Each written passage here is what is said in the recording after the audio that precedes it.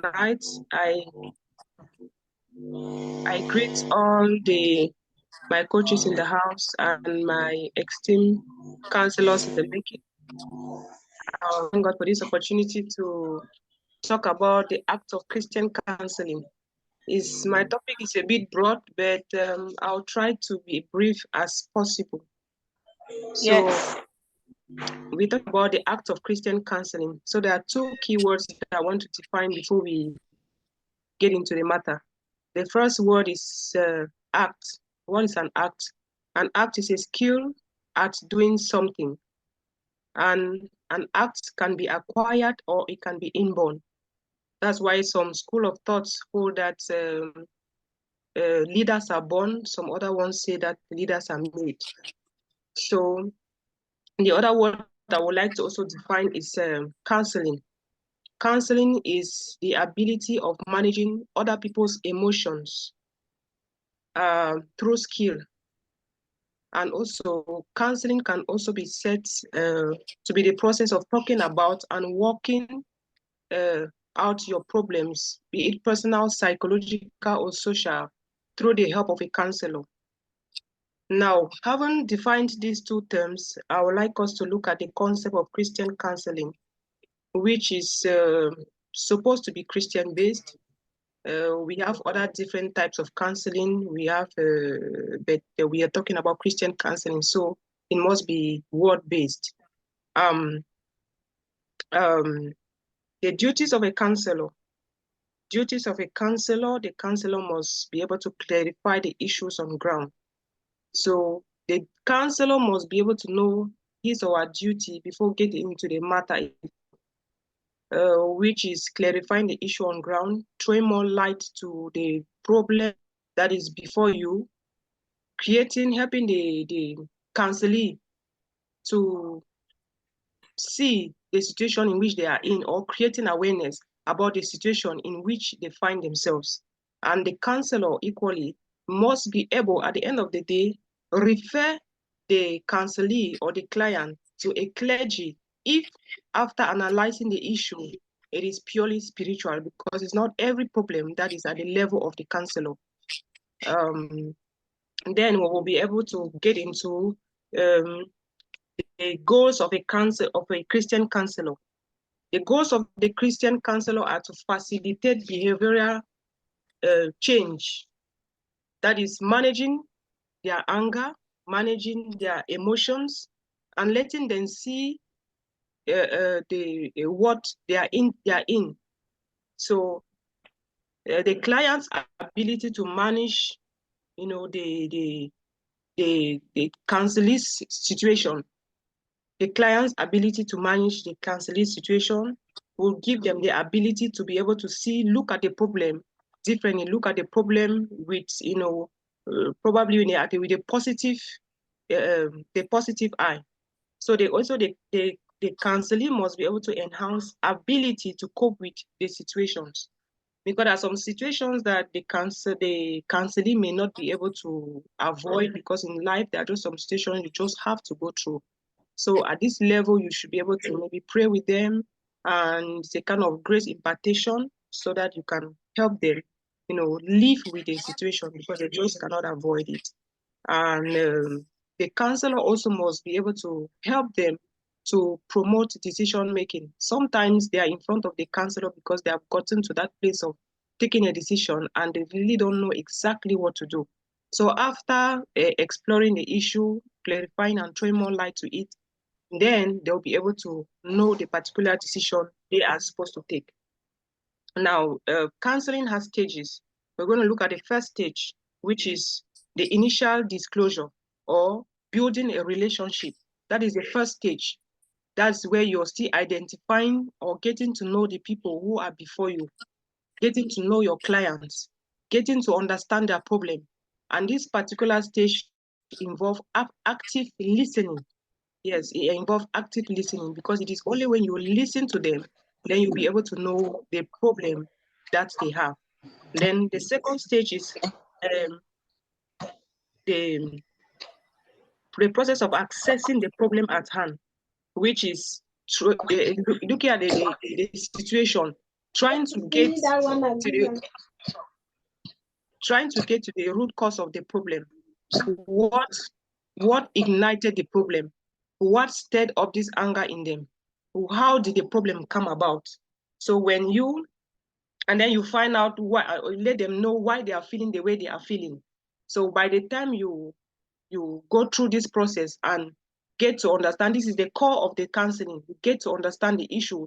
After you have listened to them, you have gotten the information from them, it is from the information that you begin to make them see what they are actually into. You begin to let them know why they are feeling the way they are feeling. And then the third stage is the goal setting stage. This third stage, there's no way you can begin counseling without setting a goal, which means that the first thing you should ask your counselor or counselee is, what do they want to achieve at the end of the day? What do they want to have as a result? From there, it will help to guide the counselor, or to know to evaluate the progress of his work, and then also enhance the counselee desire to be able to, get to a definite decision. So now, after that, we should be getting to the principles of Christian counseling. Christian counseling is a technical thing, or counseling in general is something that is very technical, and people should know how to deal with it. That is why a counselor should be emotionally balanced before getting into counseling.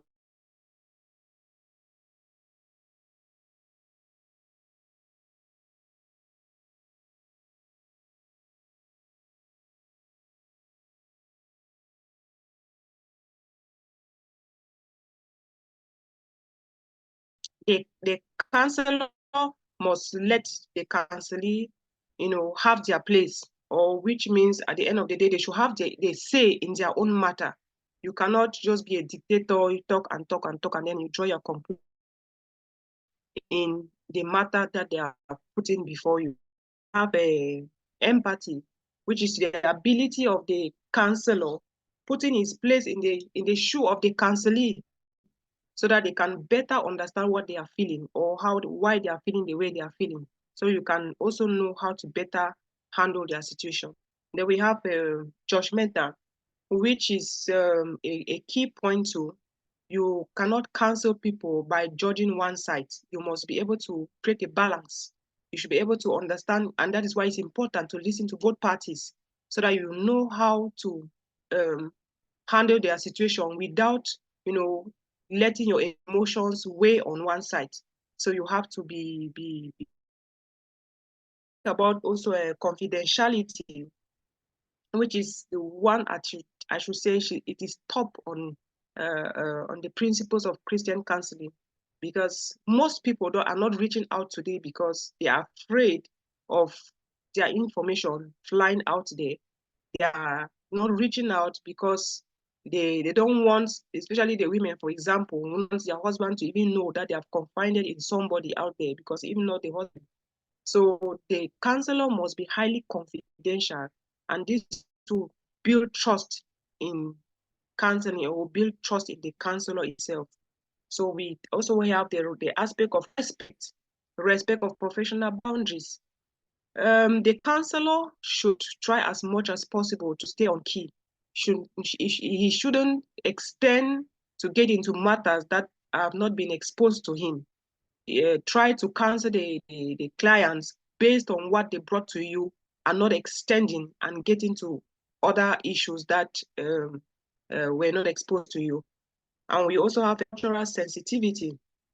The cultural aspect of cultural sensitivity is important for every counselor, or anybody willing to be a counselor or get into counseling, to probably learn cultures, the various cultures that exist around you, so that when the clients are before you, you know exactly what to do with them, especially when the problem is sounding like it has to do with culture, because sometimes people have crises in their homes, not because the people in question are really bad, but it's the upbringing or the background. So it has an influence on their marriages, and they begin to handle it differently. So culture also plays a very important role. And we have the next point, which the counselor must be interactive, the counselor must be collaborative, which is key. Because if the counselor or the counselee notices that you're not listening, you're not participating, it first of all begins to break them because they're not sure even of the result they will get at the end. So all of this also play a very important role. Now we are moving to the qualities of a good counselor. A good counselor must have a good communication skill. Now we're talking about active listening and responsiveness.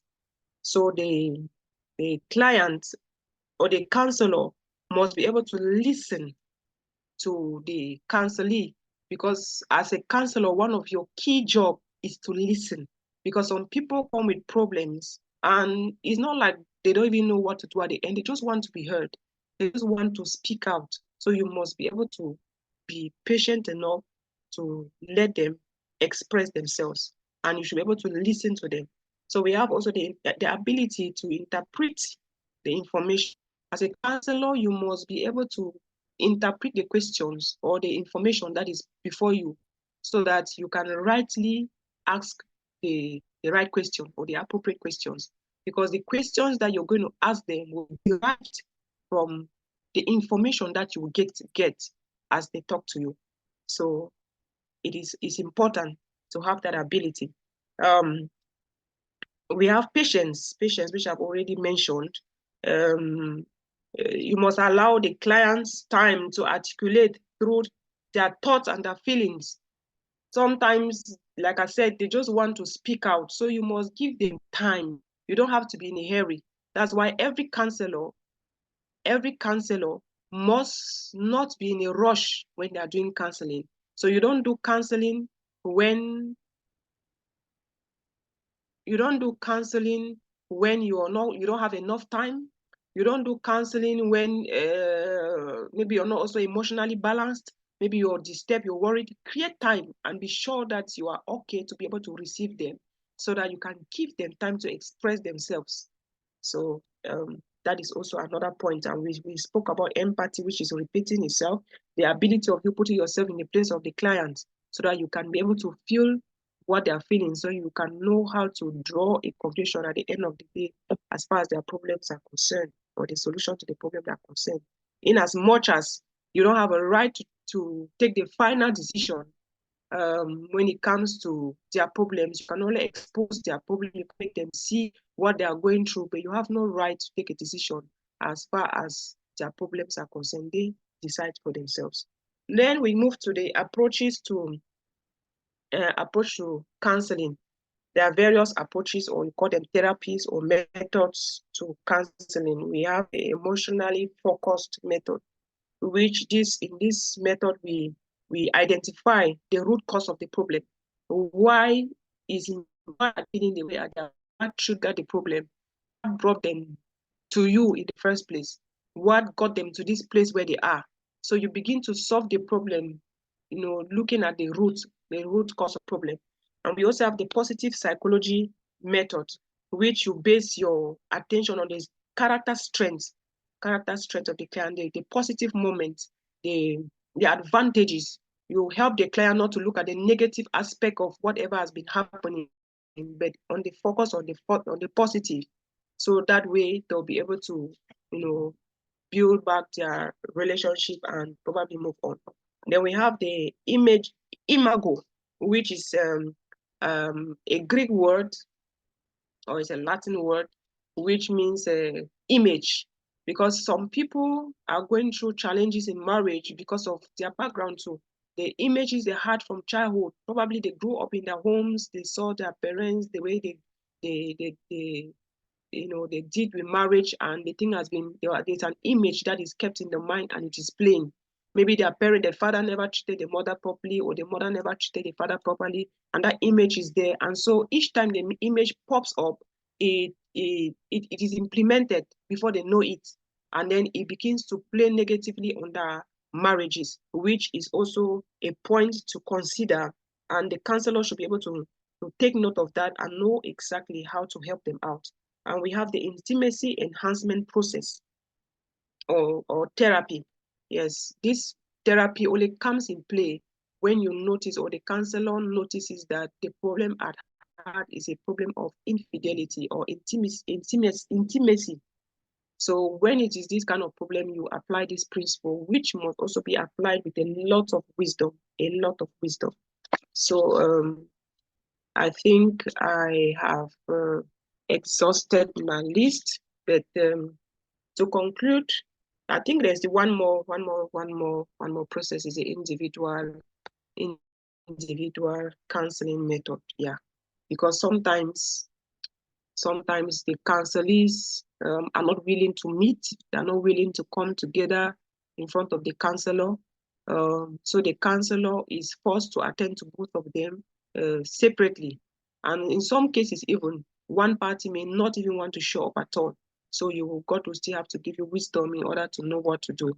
And that is why we say the Christian counseling must base their therapy, or base their focus on the word, so that in situations like this, you can adjoin the cases and then you go back and pray about the matter, so that God can give you insight or revelation in order to know exactly what to do. I think I have gotten to the end of my expose this evening.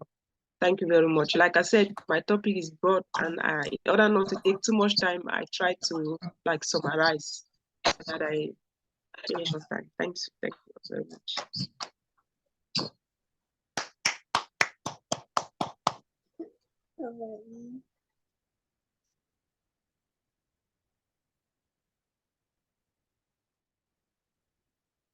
Thank you, Mama E. Pastor Me.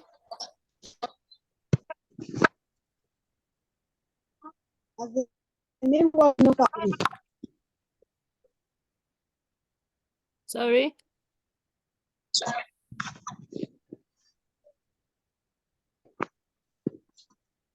Pastor Me, where are you? President of the jury. Yes, so wonders. Congratulations, ma.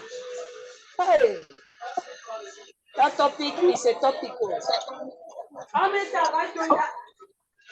The art of Christian counseling, very strong, powerful topic. Congratulations. Thank you, man of God. Thank you. If I as a pastor, the thing just they go now. It was just going. But I want you just give me one example how you have applied the art of Christian counseling in your case. Give me an example. Any example you have used, and which of the aspects did you apply? Because obviously you are not supposed to apply everything at once. To tell you, I like writing now. I have a case that I'm handling, and it's a case of infidelity. It's a case of I should say what, emotional torture. Yes, emotional torture. So what I've been able to do is I've tried as much as possible not to be judgmental, because I've only heard from one party as of now, and the truth is my emotions almost override me. So I was wondering, like, I don't understand why a man should treat a woman like this. I don't understand. After he knows that he has been unfaithful to the woman, and then he's treating the woman again badly. So I was almost carried away. But I remembered that as a counselor, you have to first of all be emotionally balanced before you handle another person's case. That's the first thing. And number two, you don't have to be judgmental. You need to listen to both parties if possible, unless if it is not possible. But even at that, you must struggle as much as possible to stay focused, or to stay not to be judgmental, so that you can be able to arrive at a better conclusion. So I think that is where I found myself.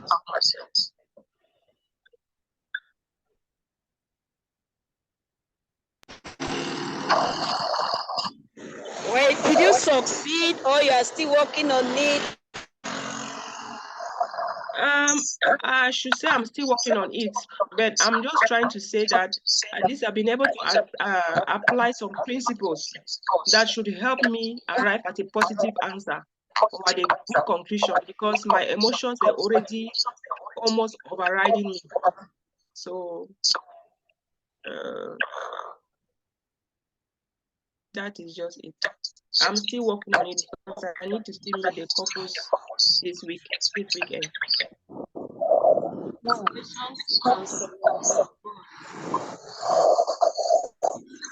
Sorry, I'm rushing to the house.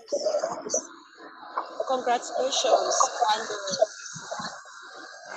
your presentation was so good. You know, in all of this, our objective is not to just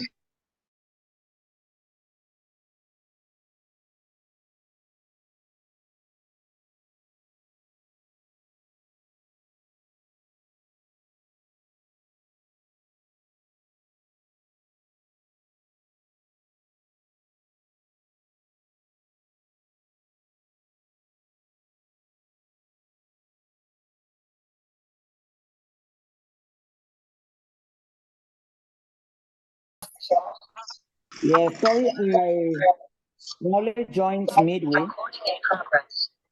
Was also in another classroom. So before I could join this one, it was taking me time. Then I also had to change my phone to download whatever. So there was a lot happening. But at the point where I joined, I saw that what I could pick from there is she has a mastery of what she's talking about. You know, when somebody's talking about what they know, what they are saying, and something that I've been able to apply, you can see their posture and everything. So she had a good posture, Mama E. That was a good one. And then the fact that you have started applying it is a good one, because it's not just enough to acquire knowledge left and right, all over. It is, the knowledge becomes powerful. When they say knowledge is power, it becomes powerful when you are able to apply it. When you apply it, that's when knowledge becomes power. They say knowledge is power. It is power when you can apply it. So just saying this to also say to every other counselor here that you have learned some principles, you have acquired some skills. It is time to start practicing them. The truth is, we are living in a hurting and bleeding world. A lot of people are in pains, a lot.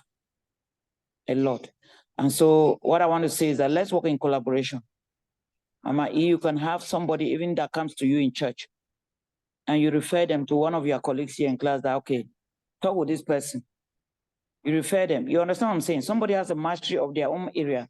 Yes. And then you listen to somebody's case and you realize that, oh, this particular case, I think this person can handle it better. You just call the person. Say, please, can you talk with this person for me? Okay, Mom. Everybody that has taken a particular area to present here is not by error. There is something that pull you towards that your topic of presentation. There were many topics, yet you chose what you chose. Yeah, so there is some connection between you and your topic. So just to say that, let's all let's work together. Let's network. If there's a case in your hand that you realize that this thing is more than me, or maybe it's beating, it's now weighing on my emotion, just call a neutral person in your team. That's why you have classmates. It's good to be in school. Helps you network with people that can relieve some of your burden. You don't even know. You can't be a loner. You cannot be the only intelligent person in a room. You are in a wrong room. You should be in a room where there are people too that have some things that are knowledgeable, that can help you, you know, that can contribute one thing or the other. So we are here to add value to one another. So as you learn, apply, so that the knowledge will stick. Is Mama Ida, is Pastor Mida Ona decide on the the score that she wants to give to you. She's a chief supervisor. Mommy, everything. Thank you for adding your voice. Thank you so much for adding your voice, because, like you said, mastery of the topic was really. So I give her 19 on 20. Wow. Celebrate. Wonderful. What? Thank you, madam. Thank you. Thank you, Pastor. Beautiful. Congratulations. Wait. Congratulations. Share her up. Oh. Thank you so If much. Thank you so much. I'm coming for the item 11. You're coming for the chiefs. You're coming for the chiefs. Congrats for the banana. Thank you so much. Congrats. Thank you I'm so sure much. that we will need a physical graduation, and this kind of thing that you are just striking like this cannot go for nothing. Or you push, you better make for the next physical graduation. Let me come and eat.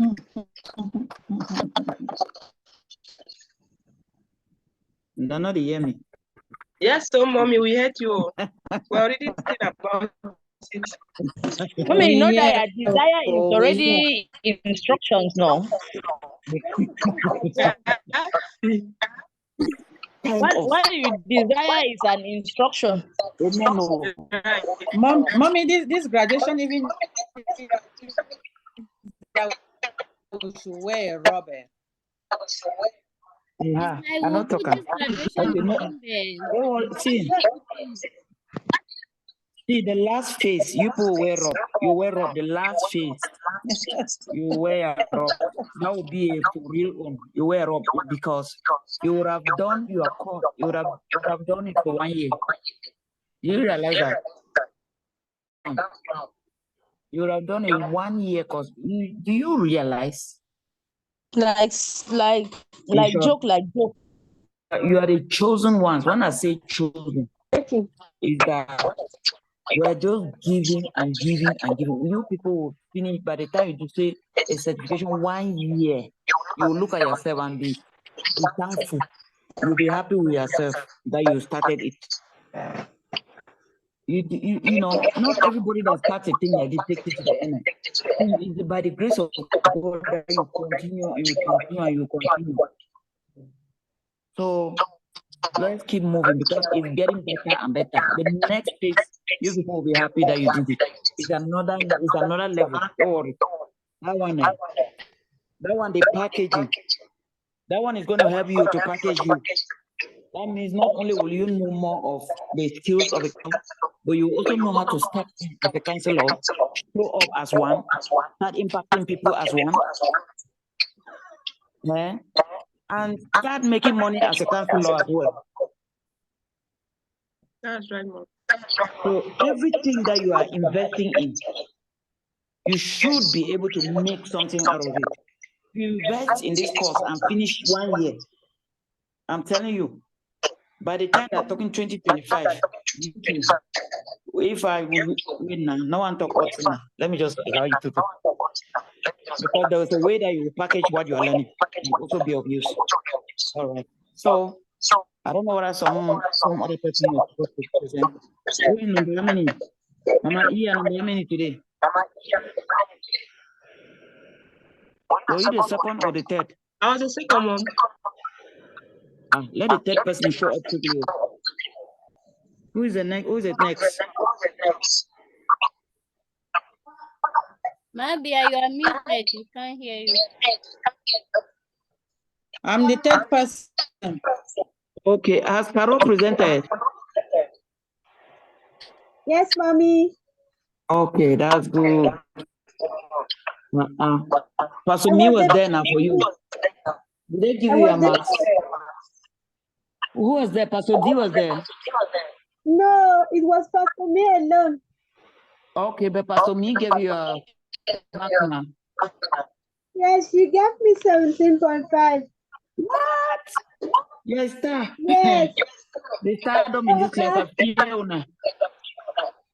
Okay. We'll celebrate that one after. Let me allow the next person to take over. Nadia.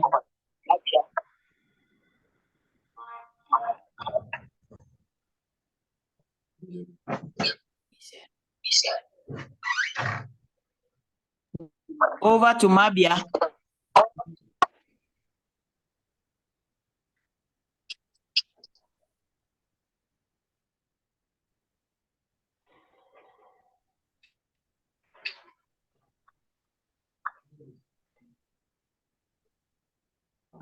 Yes, so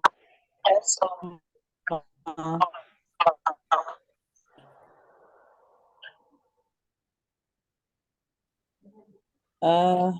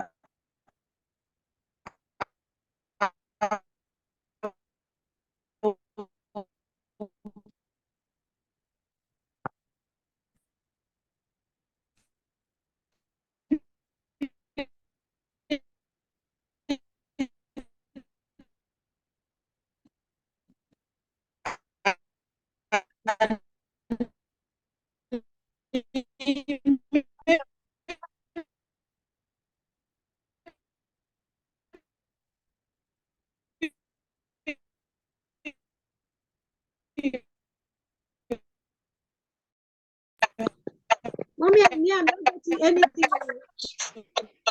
maybe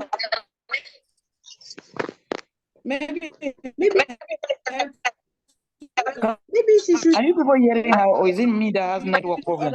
A network. Nadia, so that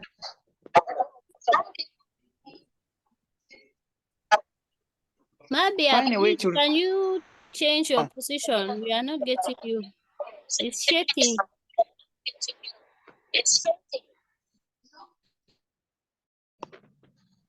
Her network should have a problem. It's not stable. Mabia, we cannot hear anything. Okay, she has locked out. She when we log in, we'll now see if it will be better.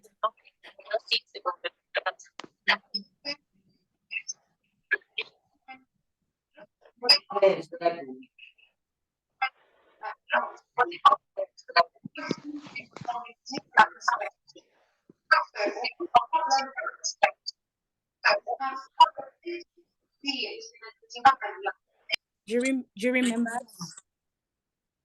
fellow colleagues, I am Munji Loveling Free, defending on the topic, the 4 hours of emotional healings.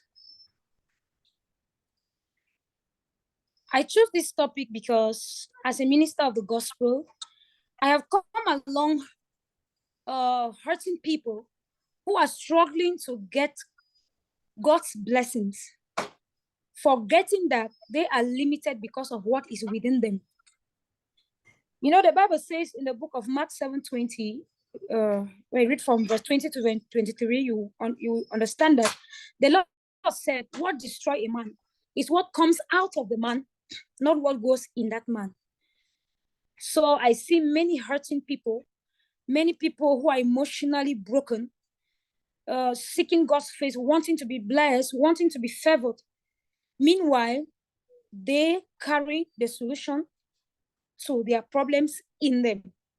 So that is what triggered me to choose this topic, because I believe that coming in contact with this topic, I'll be able to help someone as I do the work of God to come back on balance. So to begin with, an emotion is a feeling that can be caused by a situation in which you find yourself or a situation that the people you find yourself with, like anger, hatred, fear, love, happiness. So those are some examples of emotion. And it is also almost impossible to avoid some of these feelings among couples or relationships that we find in our daily lives. One may be angered, one may receive hatred, one may enter in a situation that can break them emotionally. But when they are well managed and controlled, one can always overcome them from being a disaster to an individual or to a family as a whole. So emotions can be overcome. But when they are well managed and controlled, one can always overcome them. So as a counselor, you must heal from your hurt before trying to heal others. Imagine a woman that had a broken marriage because maybe the husband was a cheat. And this woman decides to counsel others due to, she just come out one day and said, I want to counsel people because I was once broken in my marriage. Then this woman comes in contact with somebody that maybe the husband is cheating on them. Imagine the type of counsel that this woman can give to this person if this counselor is not healed. If this counselor has not healed from the hurt of a cheating husband and she decides to counsel other people, she will automatically counsel a woman that has a cheating husband to leave in the same way she left. So for a counselor to be able to counsel others, they may be able to heal from wounds or hurts of the past. So to overcome these emotional problems, they have been put into 4 stages that can be termed the 4 hours of emotional healings. So the first stage, we talk about to recognize. At this stage, any hurting person should be able to recognize that they are hurting and accept that there is a problem. Because there are many people who go around being hurt, but they deny. They don't even know that they're hurt. So you can't solve a problem without accepting that you have a problem. So many people refuse to admit to it that they are in pain. It is very difficult at this stage to bring out somebody who does not even believe that he is in a particular problem. Some shy away and they hide it behind some smiling faces. But meanwhile, anytime that something triggers them, they will manifest in a way that they can even hurt many people along the way. So the first thing for someone who is supposed to be healed emotionally is to recognize that they are first of all hurting and identify exactly what is hurting them. And moving on to the second stage of these 4 hours of emotional healing, we have reach out. To reach out is to be able to recognize that you have a problem, then and also accept that somebody can help you. Many people have problems, but they find it difficult from opening up and telling someone or asking for help. So when you recognize that you have a problem, you cannot boast of solving that problem yourself. Because if that problem is caused by yourself, there is no way you can manage it yourself. You need to talk to somebody who can identify and tell you that maybe you are at fault or this person is at fault, and to help you come out of it. So the second stage of our 4 hours of emotional healings is to reach out to someone, is to tell them that you recognize that you have this problem and that you really want to live from this problem. So at this stage of reaching out is always a very complicated part in these emotional healings, because some people put their ego ahead of them. Some put pride, some put their position, some put their status, Some put their family ahead of them. Some are even afraid to be mocked at. Some are afraid that they will rubbish the name of their position or their family. So this is a very difficult stage. But at which, if you are at this stage and you reach out and you talk to somebody, you are already halfway. Because at the time you even speak out to somebody, you already feel relief, because it's not easy to carry that pain and walk along. And a counselor that reach out is already on his way to a greater productivity. A pastor may be dying in silence, saying that he has to show a good example to the church. A pastor may have a failing marriage, but he is afraid to reach out to even a counselor that is in the church, because he feels that he's the general overseer of the church, and he believes that, or maybe if I tell this one, they'll believe that I'm not powerful. They'll believe that maybe the presence of God have left me, and they are dying in silence. So every person that needs to heal is advised to reach out to somebody. That is why we have mentors. We have spiritual leaders, like spiritual mothers or fathers, that we can always reach upon when we find ourselves broken. So the next stage in this emotional healing is with responsibility. So when you reach out for help, make sure that you participate in the process of healing. Don't allow someone to pray for you alone. Don't allow somebody to carry your burden upon them, and you are not involved. Be involved in the process. If it is medication, take the medication.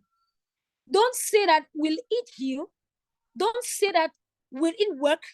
For you to reach out to somebody, it means that you believe that that person can tell you something that will bring you out of that situation. So when this person is telling you what you have to do, be involved in the process. Because many people can reach out, but they will not want to manifest the solution given to them in order to come out from their situations. So for you to be totally healed, you have to be involved in the healing process. So, and anybody that is seeking to be healed at this stage in time, so also know that seeking for a solution does not matter who was at fault. So at that time, everyone needs to be healed. You'll not be blaming. You say, no, it is my husband, it's my friend, it is this person who did it. At that time, your interest is for both of you to heal. So take steps that will bring healing to you and even the person that was involved in this situation. We should not point fingers to it is his fault. But even though it was that person's fault, you were also hurt. So look for a solution that will bring you healings while you work in this part. So moving on to the fourth stage. At this stage, we hear about release. This is a stage that you pour out everything. This is a stage of forgiveness. The stage where you have to forget everything that happened in the past. The stage where for you to be totally healed, when you reach out, when you recognize your fault or your hurt, you reach out to somebody, you find yourself in the process of healing. You must forgive. You must forgive yourself and forgive whosoever that hurts you, so that you'll be able to produce or be a better person in the future. You can't keep hanging on what was done and you want to heal. So yeah, forgiveness is paramount. Forgetting about it, trying to pray it out, say everything at this stage. Do not hide anything. Don't keep anything. Pour out your mind. And as you're pouring it out, make sure that you put it at the back of your mind. Say everything you have to say, then forgive. This means that after this stage, you don't talk about make it history because you want to heal. because you want the other person to be healed too. If you keep the hurt, then you will need, if you don't forgive, then you keep telling people this person did this thing. Then you keep finding yourself again to the stage of your healings. If you don't forget, if you don't forgive, it means that anytime you have a problem, you will narrate again what happened. You will begin to tell this person what happened. And you will find yourself again at the second stage. It means at this stage that even the first stage, you do not even recognize what was wrong with you. So at this point in time, forgiveness is paramount for you to be totally healed. So to conclude, everyone needs to be healed, to be able to enjoy life and enjoy life in Christ. No hurting person can help another. That is where I draw the tonight. Thank you very much for this opportunity. Yoo-hoo! Drop mic. That's why you drop mic. Wonderful. First of Oh my You can see goodness. some- and then the lighting is good. Natural, and then the lighting is good. Well, And I like it. So thank you, Mom. that was totally awesome. Very awesome. Well, you did justice to that topic. You did justice to it. And you can't have a mastery like this and you handle somebody and then the person remains the same. There's no way. Mm. And Amen. I'm particularly happy because as pastors, you will discover that there are some people that come to church every day, roll on the floor. You pray for them, they shake, fall, wake up, go back home, and they are the same. Whereas some of them, the difference they need is just forgive one person. Yeah. Just release somebody from your heart. That's all they need. It's not even about a pastor laying hands on you, pouring oil on you, and they will keep coming with that heavy heart. And pastors are toiling on top of them, and deliverance is not taking place, healing is not taking place because there is a block. You know, so that lack of release is a roadblock. And I'm happy, particularly because this is a practical solution to many problems that are going on. You find even giants in the faith who are hurting, who are bleeding on others. Because they are hurting, they are bleeding on people who did not wound them. Bleeding ministers, there are many of them, honestly. So this is a privilege. I don't even know how to put it, but for you guys to know this, it's a giant step in your faith, in your ministry, as you minister to people, as you help people to deliver them, as you help people for healing and all of that. It could be healing of a disease. There are some people who have died of cancer, which was not really cancer. It was for unforgiveness. Unforgiveness. There are a lot of people that have wounded us in life.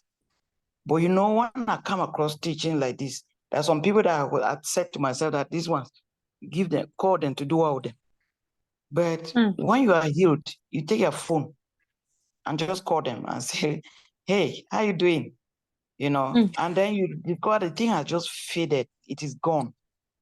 Because the healing is about you, not about them. You don't heal, you think that you are hurting.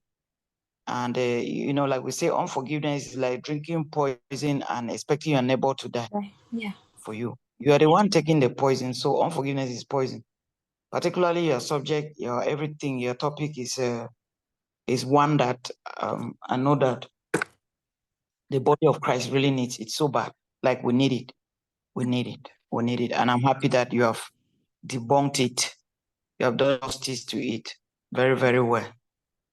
I don't know what Papa D, you are there. You want to comment a little before we round up the next thing? I'm happy that I've gone really fast. Is Papa D there? Do you want to chip in something? Where is Pastor Me? Any of you? Pastor Me, Papa D, you guys. Oh yeah. Let me hear Pastor Me speak. I'm just stepping in. And, you're just stepping in. Yes. What's Pastor Me? Pastor Me, are you here or there?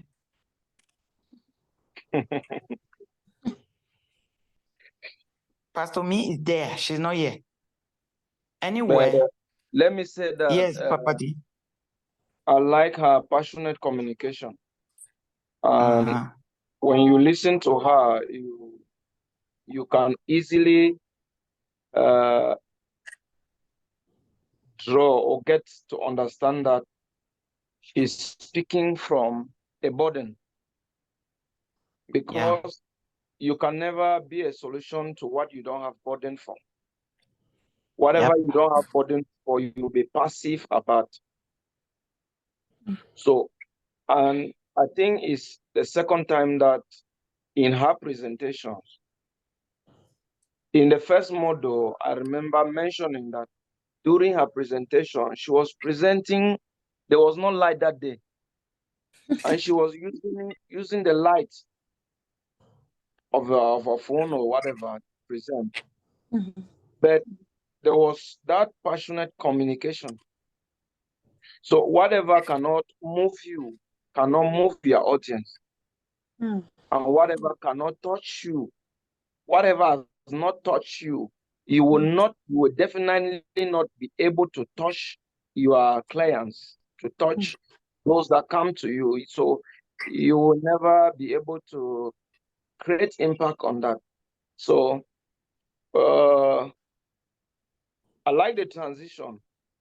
Hurting people cannot offer the help. Yes. Yes. So when you are hurt, let's say that it's an opportunity that God is, don't look at it in a positive way, like God has permitted you to be touched by that feeling so that you can be able to help others. So the Bible says that Jesus Christ was like us in every way tempted. So we do not have a high priest that is not touched by the feeling of our infirmities. For he was like us in every way tempted, yet without sin. Therefore, he is able to help us to the uttermost, those that come to him. So there is no problem that you have been through an issue. There is no problem that you had an experience. The problem is you growing from that experience and building a different version of yourself from that experience. It is then and only when you can be able to use that to impact others. So the coach has already said it. This is her topic, and so she could really relate with the topic that you have delivered excellently. And then equally, she mentioned what she said in the class, which we coin it as bleeding leaders. People who are leading but bleeding. So this is just to let us know that each and every of us as counselors on training, we should be able to recognize where we go, people that we deal with, whether are they healed or not. And then from these steps, these 4 steps of emotional healing, is you be a master, an expert, to be able to deduce, to be able to understand. And this topic is so important. That's why we even took time to dwell on and ask people, why do people fail to reach out? Why do leaders don't want to reach out? So we are happy that you could so excellently incarnate this topic. And so maybe in our subsequent platforms, we should be able to say that, okay, at least we have Pastor Lovely who can handle this topic. Thank you again for that investment. Thank you, Pastor. Okay. Thank you. Thank you so much, Papa D, for that analogy. Thank you for bringing out all of that. And I really want to celebrate this class because all of you are very brilliant. You are doing excellently well. I've never seen a responsible set of people people who want to achieve the thing that they have set out that they will achieve. You don't even know how much I admire and appreciate you people for always showing up in class. We're living in a world that is too busy that many people don't even know what they need. They're jumping left and right, here and there. According to them, they want whatever they're looking for, la, la, la. But you people have chosen a path and you are diligently following it. I'm so proud of you. Because when I look at the crowd of people out there, many people make noise around, turn around and do things, but you don't see people really taking time to go deep in developing themselves in any particular area. This area you have chosen to develop yourself is an area that touches the heart of God.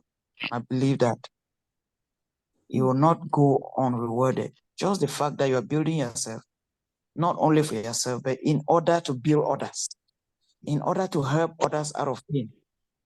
That's a great job. So to conclude with Pastor Love, I want to say everything was on point. Your background is on point. Your lighting is good. Your presentation was good. And your timing, you followed your time, sharp, sharp, sharp, and you finish on time. So I cannot give you anything less than 19 on 20.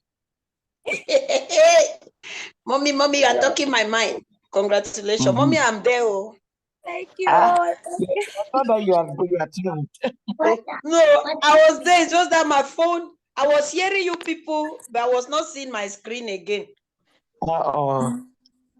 Okay. It was good. Congratulations. You heard Thank her you, now. Pastor. No, she deserves that. This class is too intelligent. I'm telling you. The Your students are selected students. They are making me so proud. I'm like, what? This is the type of class that every teacher likes. You have teachers already for the next level 1. I'm telling you, the next level 1 has to get. Even level 2, because this is level 2 they are doing now. Level 1 and 2. Yes. Exactly. So you have teachers already. They are catching the good fire. Good ones. So, congratulations, woman of God. Thank you, I'm Mom. so proud of you. Yes, proud of you. I'm grateful. You will see that your Christians will be they'll be well equipped. They'll be too balanced. Yes. We live in churches where you have a lot of bitter people. And they are in church, very bitter. Bitter that you are not greeting your neighbor. You are bypassing some in church. Yes, it really happens. In church. So when you see like that, you think that it is about you. It's not about you. It's about what is happening in the inside of them. You see somebody just looks at you. They are they hate you. They don't want to see you. You think that you have done them something. You have done them nothing. It is their bitterness in the inside of them. It is they have not healed the wounds that are inside of them that are making them behave that way. And please don't forget this statement. The trauma may not be your fault, but healing is your responsibility. Yes. It may not be your fault. You may not have caused it. Yes, you didn't do anything and they hurt you, but you have to heal. Regardless, you have to heal. So thank you once more for bringing us this. Each time I hear it, I get healed again too. I try to touch my life, every angle. I'm like, where is it that breathe in? Sometimes you just open your mouth and breathe in. Are we in? Are we here? Please, let's just do this exercise. Open your mouth, breathe in. Open your mouth, breathe in, take in air. Right in, let it go right in. In, there you take it out. Let it 3 times. Take it again. Second time. Take the second one in. Out. Good. Again, in. Let's take it the third and the last time. Take in air. Out. Good. That's breathing. Sometimes just breathe. Like breathe. It's so cooling inside. Right. So We have one more person to go to round off for tonight, right? Am I right, Annie? Yes, Mom. Right. Yes, mommy. Mabia, over. I hope her network is good now. Mabia, Mabia. please, you are muted. Okay. I hope that it's good now. No. Yes, Wow. I hear you now. Okay. Wonderful. So I'm sorry I started and then something went wrong, but I'll just. So I'm presenting from Blossom Life Academy of marriage counseling. It's a school of marriage counseling and coaching situated here in Yaoundé, Cameroon. A presentation by Beatrice Ngoma Wasom. Plan of work, topic, motivation, introduction, what is a conflict, types of conflicts, some causes of conflicts, conflict management style, role of a counselor, and a conclusion. Topic, conflict resolution in marriage relationship, motivation. Marriage is a relationship between two people, a man and a woman, that is sealed by the customs, legally or spiritually, that is the church is involved. Most marriages today are endured instead of being enjoyed as previewed due to conflicts. Thus, there is a need for conflicts to be addressed in order to reduce the rampant rate of divorce in our society today. So we'll find that in our society today, the rate of divorce is increasing in marriage relationships, which are meant to be unions that people have to live in it, enjoy it, celebrate it, and this will also help to contribute to a good society. But on the contrary, we see that most of these relationships, people are just barely living in it. They are not really enjoying what marriage is supposed to be. Introduction. Conflict resolution is a process of managing conflicts and negotiating possible solutions. What is a conflict? A conflict is a disagreement between two or more persons. It can be a disagreement between political parties. It can be a disagreement between nations that at times might even result to war, and they might result to some damages.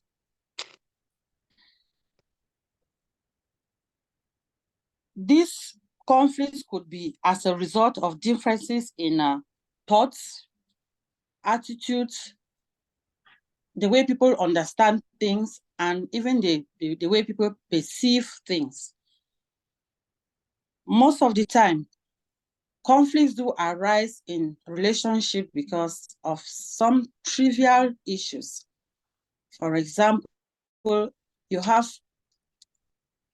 in a marriage, the couple might find that one of the partner might find that using the toothpaste is either he or she will prefer to press the toothpaste from bottom, while the other one will prefer to press the toothpaste from the top. This might lead to some misunderstanding.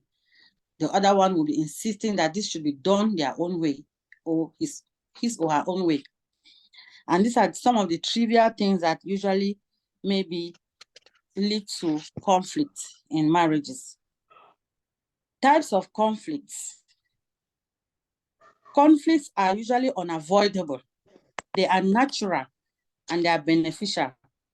Though in some cases, they may lead to damages.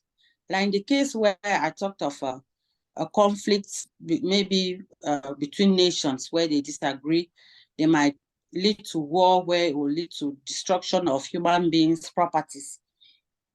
And then, but these conflicts really, they are usually very, very unavoidable and they are natural, but in most cases they are important because when some conflicts do occur, they help the individuals to better understand each other and in some cases set boundaries.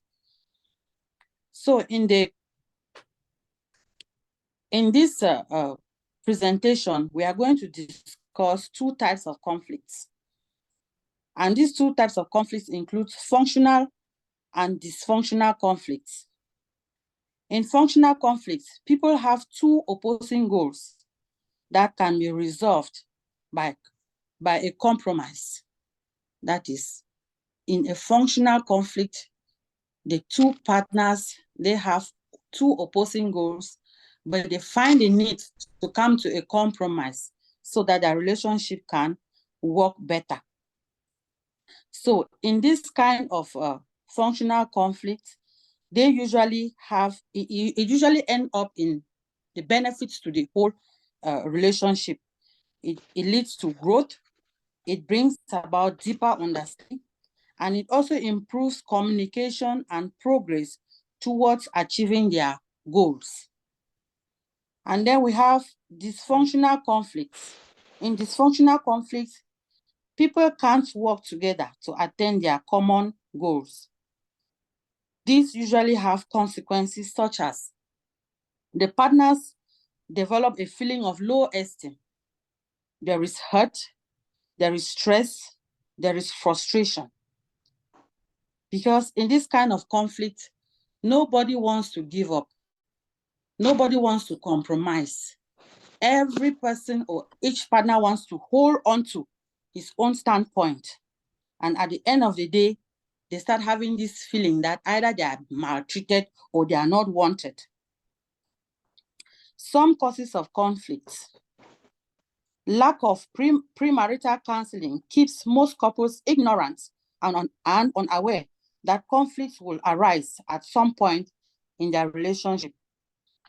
As the days go by, unmet expectations, parenting standpoints, misuse of finance, sexual incompatibility gradually pave the way to conflicts.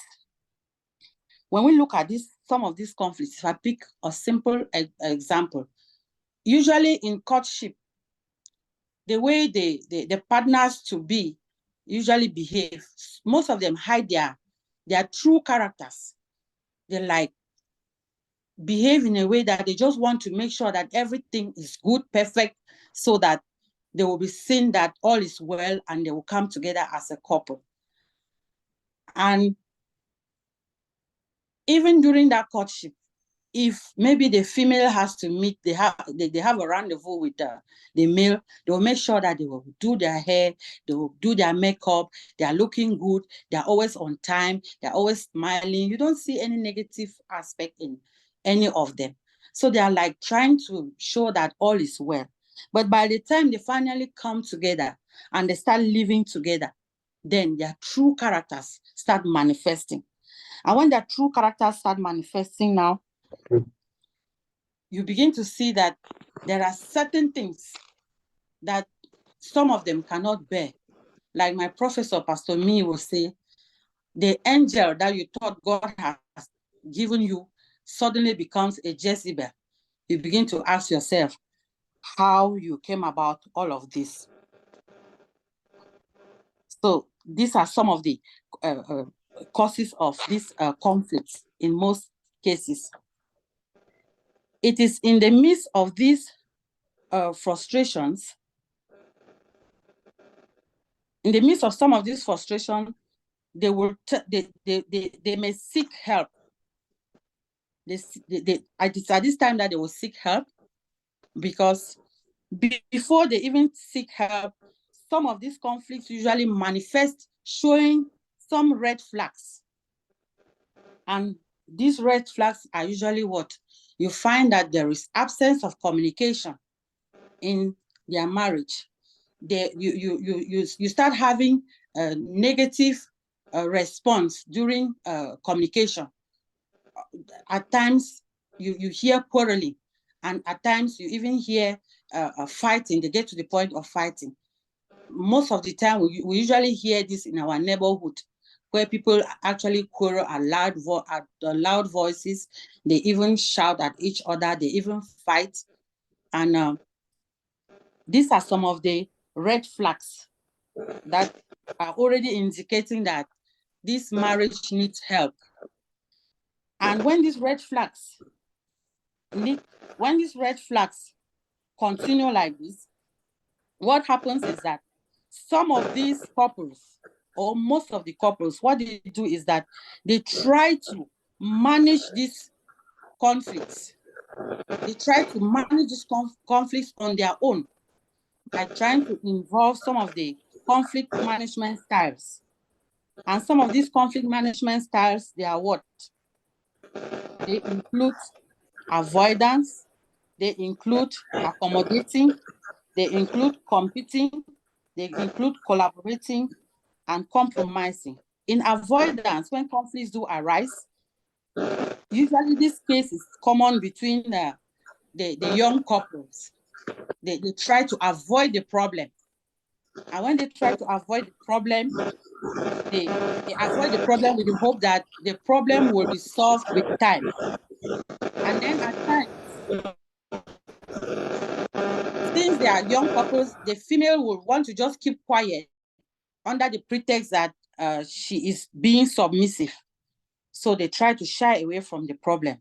At times, they actually avoid the problem because they want to think over it in order to take a better decision. That is in the case of avoidance.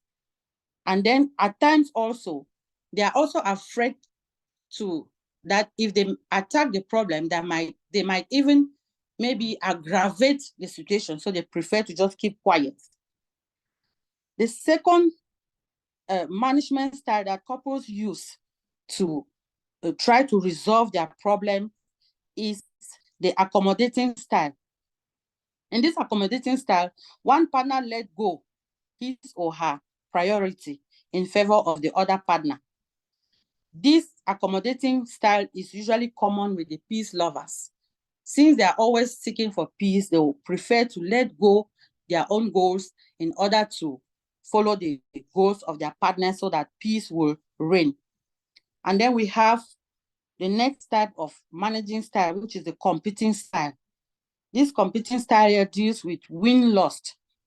In this case, the partners are competing. They are like rivals. Nobody wants to let go. They hold on to their points. They don't want to let any other person, or they don't even want to come into a compromise. So they only end up, in the case, they end up having either a winner or a loser. And this is common between people like those who usually have a choleric temperament. They want to hold on to their own points. They don't want to let it go. And then in the collaborating style, this deals with win-win. They see conflict as a problem that needs to be addressed squarely for the interest of both partners. So they actually collaborate and they look into the problem and they solve it, and then they achieve their goals. And then we also have the next style that couples also use to try to manage problems or conflicts within their relationship is a compromising style. Here, both partners let go something to gain something. So in this case, we have both partners will decide to lose something and then gain something so that their relationship can continue. As couples struggle to manage these conflicts, some of them end up in frustrations, hurt, stress, resentment, loss of trust, which may create an atmosphere of suspicion. It is in the midst of these frustrations that some tend to seek help from the counselors. So as the couple or couples try to manage and address their conflicts on individual basis, those who are compromising will let certain things go at their own detriment. Those who are accommodating will also forgo certain things, which in the long run will actually play back on their lives.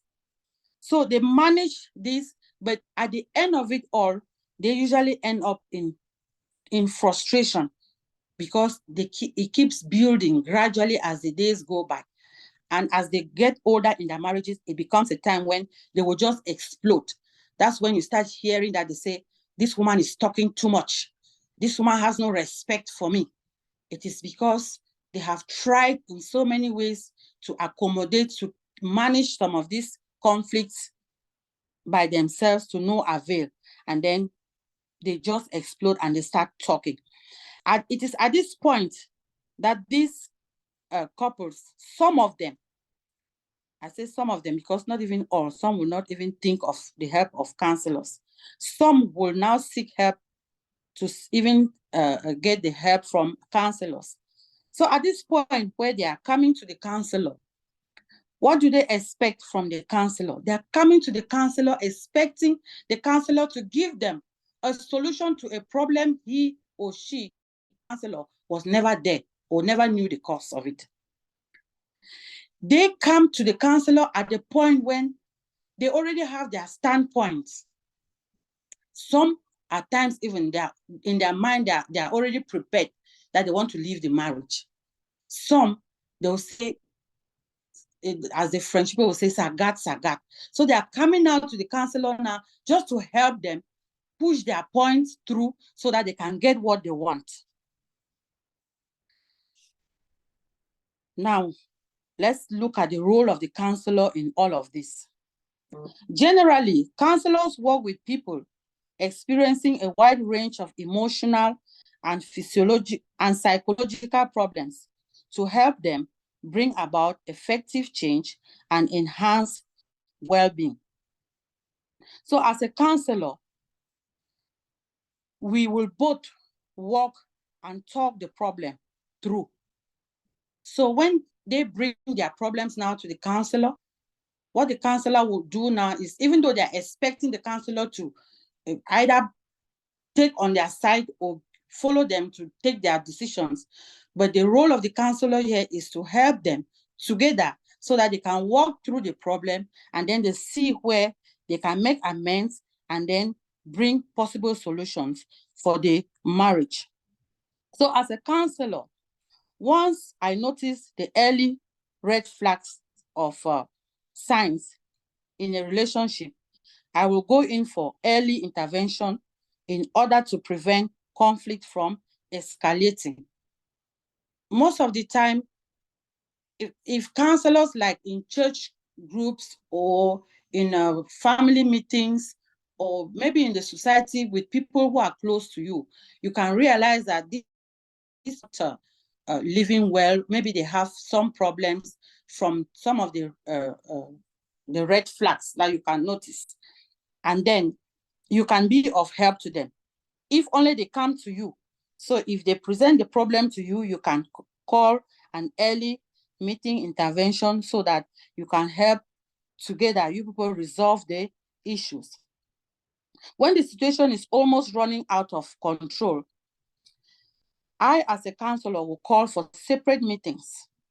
That is in the case where the individuals bring the case to you as a counselor. So you will have to play your role as a counselor to meet them separately, get their problem, listen to it, try to calm them down, and then get them focused. When the situation is almost, okay, during joint meetings, that is after you have, first of all, have maybe separate meetings with the individuals, those who are willing to work together, for those who are willing to work together, then you can now convene a joint meeting where the both of you now will now sit together and actually discuss and share ideas on how to maybe take the problem and solve it together, bringing in your own ideas. So during joint meetings now, I will help them separate their emotions from their objectives and focus on the big picture, which is their marriage. In one of the sessions, I will create awareness on the concepts of marriage and the need in other reasons or to other reasons why they have to maintain their relationship. Help couples to remember some of the good moments in their relationship and propose a date so that because they are quarreling, they no longer see the need for each other. As a counselor, in the course of walking them through, we discuss and help them to remember some of the good moments in their relationship. So this can help now bring up back or build up back intimacy in their relationship and see them, make them to understand that there is a need for them to actually continue in that relationship.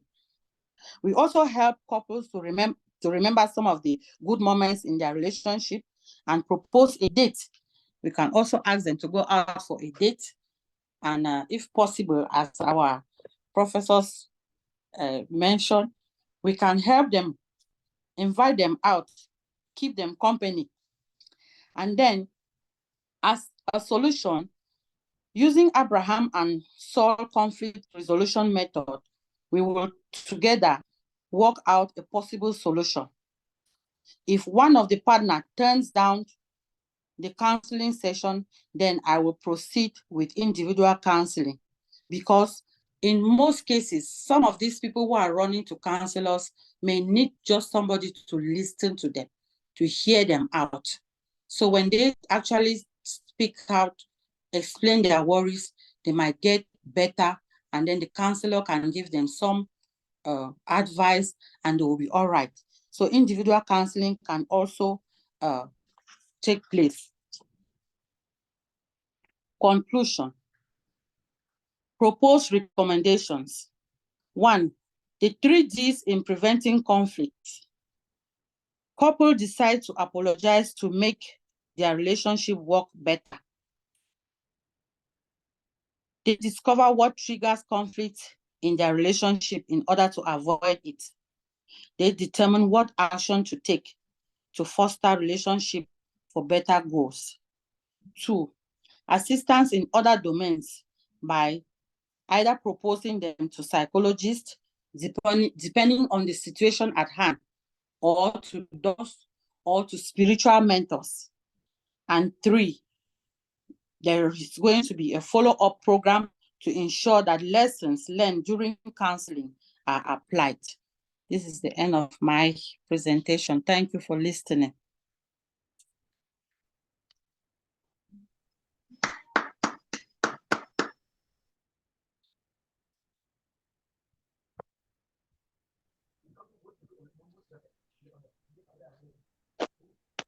Can we clap for Mabia?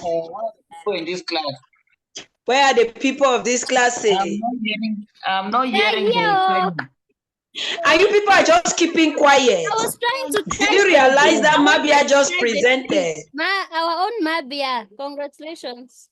Are you jealous? Did you people just realize that it's Mabia that presented? Where?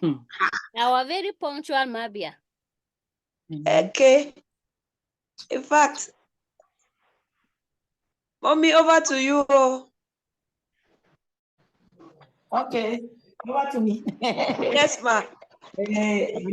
Professor talk now. Hey, Bobby.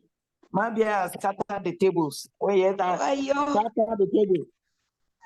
You know, it starts with the introduction on points. That is a professional presentation of a presentation. Yes, so I'm so proud of that. She introduced herself very well, which is an important aspect of the school, of what we are doing. The truth is that people cannot come to you for counseling without knowing who you are. They must understand you. They must know where you are coming from, and they must know who is behind you.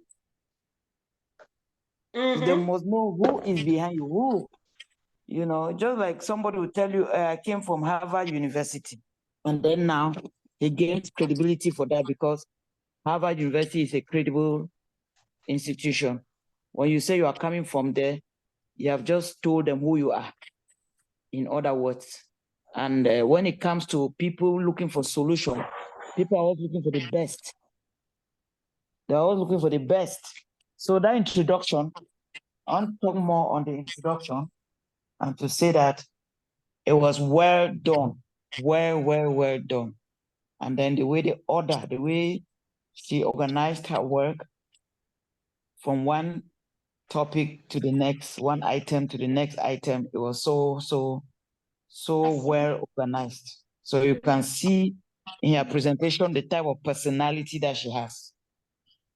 She manifested her personality in that, and that was awesome. And then the stuff itself, that conflict resolution is very key. She made us see why we need it. She made us see why it is important now, which is very key. But presentation, you're not just coming to present, you are kind of proposing a solution to the problematic. So Yes, she made us see the problematic, and then she proposed a solution, good solution. That was great. Let me yield my mic here and let others also speak. I yield my mic. Papa D, say. Okay. Papa, do something. Abia, that was so detailed. Detailed and exhaustive. Yeah. If you are Mabia, you are looking at our presentation. First, you touch on introduction to marriage. You touch on premarital counseling. You touch on boundaries. You touch on conflict management and resolution that you are presenting on. You touch on Act of counseling. You touch on the techniques of counseling. You touch on the red flags of counseling. So it shows a mastery of the work, but you can see everybody is clapping for you and all of that. Let me come back on one thing before the professor in charge of conflict management and resolution in marriage maybe say something.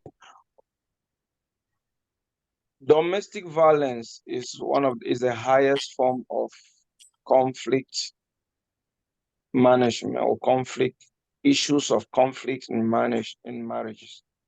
I didn't hear you mention touch on domestic violence.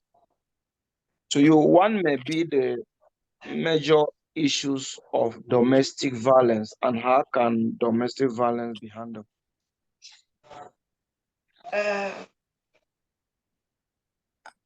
I'm responding, right? Yes. Okay, sir. I think the causes of domestic violence actually falls under the causes of conflicts. Because there are conflicts that actually leads to domestic violence. So domestic violence is just like the end product of some of these minor conflicts that have been accumulating. As I said in my presentation, as the conflicts start, I mentioned a common example like where you have two people coming from different backgrounds. Another one thinks that to use the toothpaste, you have to press from bottom. Another one thinks that he or she finds no reason pressing it from the top. That is already a kind of misunderstanding. And so you find those little trivial things like that, they start accumulating. And at times they make some other people, or maybe partners in the couple, some tend to feel inferior. And then at times also, you have the unmet expectations, as I mentioned in the presentation, people usually hide who they are at the onset. And then when they get into the relationship, you know, nature is nature. They can't hold it. They start manifesting. You find a man that used to take time, clean his shoes, put on a clean pair of socks to come and visit you. By the time you are at home with that person, he now puts on socks that are burst. And maybe you want to complain. He doesn't find that as any problem. So you start seeing those little things, they accumulate. Domestic violence is as a result of an accumulation of these small conflicts that are unresolved daily. And most of the time they try to accommodate it, they try to manage it by themselves. And as they keep managing it by themselves, they usually forego certain things, as I said in the presentation.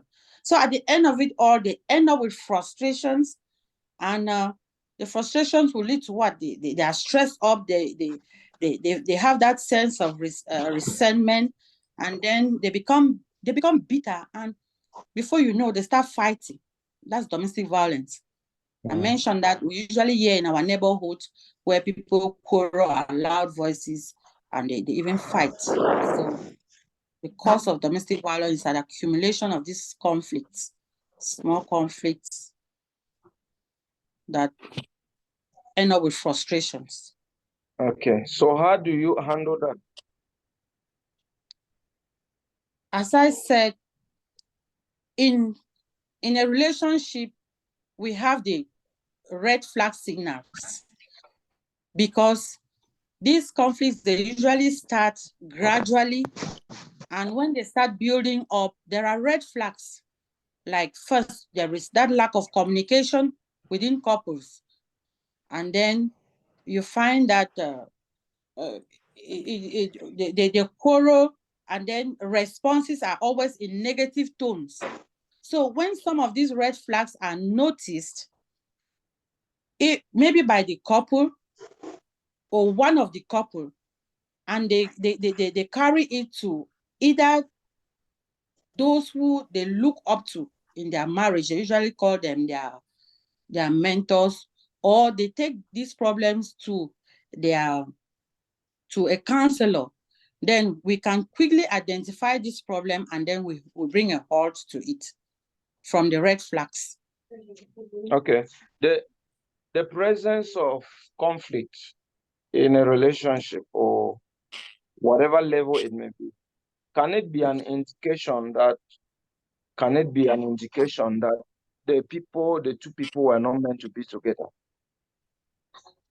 No, because Why? I mentioned in the presentation that conflicts are unavoidable, they are natural, and they are beneficial in some cases. So, yes, when conflicts do arise in a relationship, at the beginning, if that relationship never had boundaries, when they manage to resolve that conflict, they'll set boundaries. For example, if you got married to a man, and in your early days of marriage, you find that he starts keeping late nights, and when you say, why are you keeping late nights, he doesn't pay attention to it. And when you gradually might be try to solve that problem, then you can set boundaries that at least in this house, nobody comes in late. The latest time should be 8 o'clock. And if you are out, at least you should keep the family informed where you are. So conflicts are beneficial to relationship. It's not because when people can have conflicts, it doesn't mean that they were not meant to be together. No, conflicts are beneficial because they help them to set boundaries, which they did not maybe set at the beginning of their marriage. And then 2, conflicts also help them to better communicate. Better communicate. And conflicts also help them to understand each other. When you tell somebody that you don't want this thing to be done this way, at least that person will get to find a way to come out of it, to make sure that he knows that you don't want this, and he has to avoid it so that the both of you can pull on together. So conflict in relationship doesn't mean the two are not meant together. No, they are there to enhance the relationship. Okay. Powerful responses. The reason for my question, I'm pushing you. I want to let it come out of your stomach. From your presentation was so excellent and coming out from your paper. So now you really define yourself. Let me just ask another last question for the benefits of all. Are there cases where in conflict? Are there cases in conflict where you can encourage the people who have come before you to go both ways to separate? Yes. In the case where life is threatened.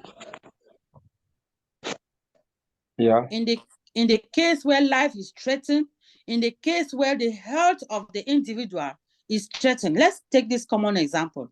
If you have an unfaithful partner that might be diagnosed of HIV, and the other partner is HIV negative, and then the other one is HIV positive, I don't think those two are, I don't think I can recommend them to put on together, because they will no longer fulfill that part of intimacy in that relationship. And so I think, to me, there will be the need that they should part their way. We also have the cases of, I say health, because we have the cases of the incompatibility in rhesus factors, that is blood groups. If you have a couple with a blood group that is carrying ASAS, meaning that they are carrying the gene that can actually result to a baby that will be sick with sickle cell throughout the life, that is going to bring maybe economical problems into that family, that couple will be advised to separate. And then we also have the case where there is this domestic violence, where there is constant beating and there are wounds.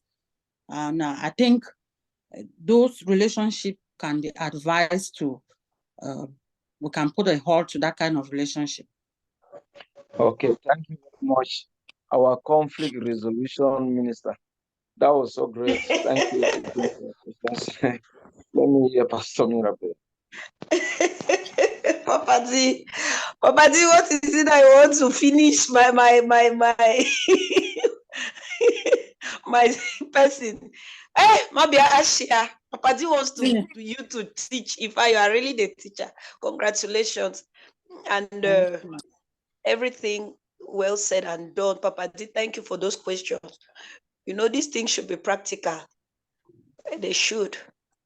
And I want to tell Mabia that there are some levels. We believe so much that there are things that God can do.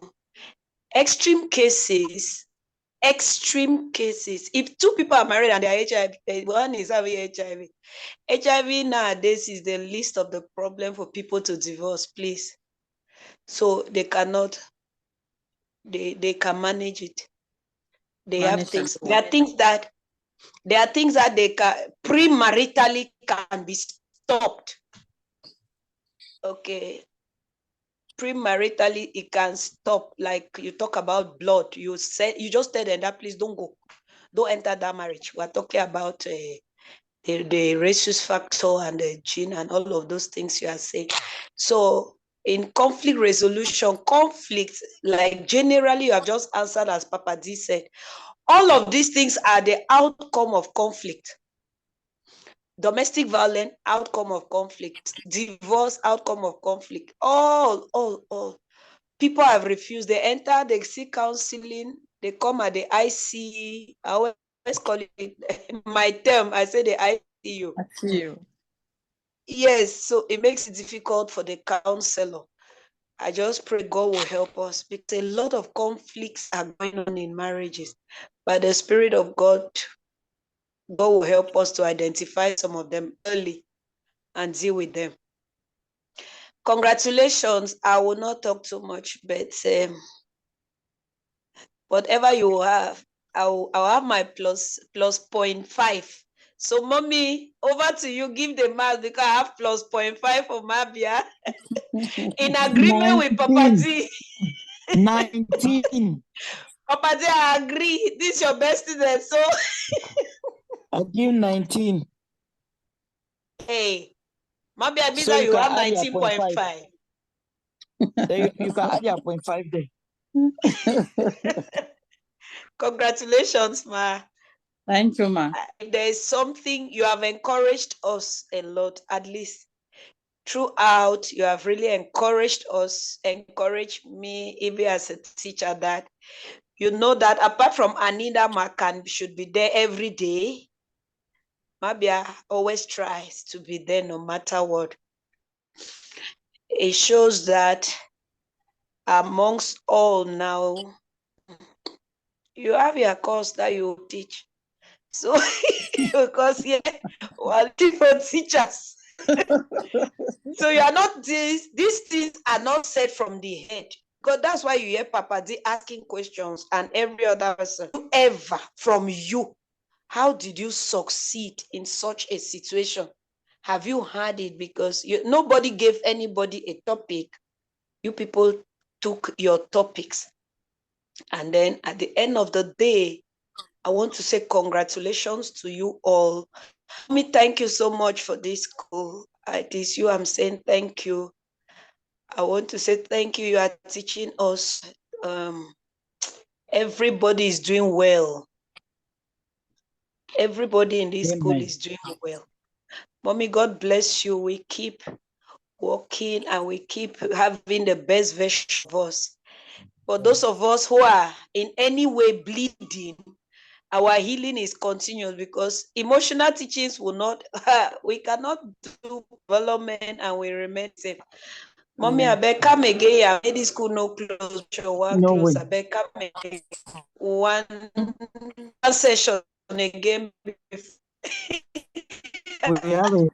We're going to have another session. We're going to have another phase of the school. We'll they will just have a break though. We'll have a break and the next phase is going to be in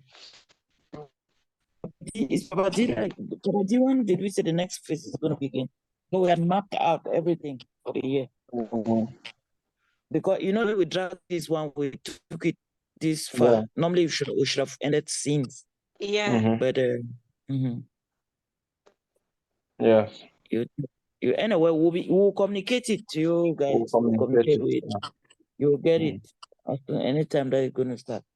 So it's a whole. We just thought that it was good that you guys, you don't take things in halves, because the course is vast. It's very vast. It's a huge course, and you people have been taking good juices from there. So there is still more that you can get from there. And we said if you do up to a year, I'm sure those robes we're saying will come to play, because you finish 1 year, then you can at least, when you wear graduation robe, you yourself, you know that you have studied. It's not just robe. You could not say good level. Yeah, but however, celebrate all your wins, which means at this level, still wanna celebrate too. You guys should celebrate it. It's amazing. Celebrate your graduation. But we'll do robes at the final stage, when even others will see and know that these people, you are worked. They're not seeing you in the evenings like this. They don't know that you are sowing a seed for something, a serious seed, an important seed. So that seed will bear fruits. Amen. They don't see that you will sow to this ground and you don't see the fruits. The fruits are coming. So yes, congratulations once more, and thank you all for your prompt action. Thank you all for your hard work, for all that you